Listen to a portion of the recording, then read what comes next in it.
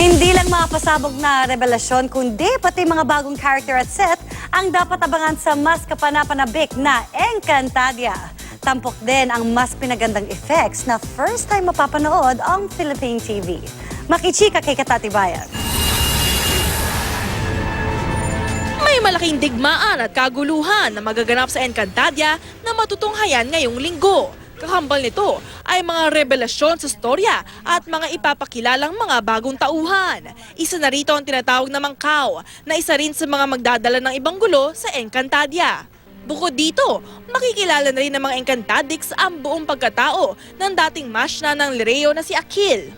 Mas makikilala nila ang background, ang past niya, bakit hawak niya ang hirada, yung bakit meron siyang sword ni tawag dito ng kanyang tatay. Si Amaro ang ama ni Akil, magpapakita na rin. Hulaan nyo rin kung sinong dadating na artista para ganapan yung special role na yon. Hindi lang mga bagong tauhan ang makikilala, may mga bagong set din na aabangan sa Encantadia.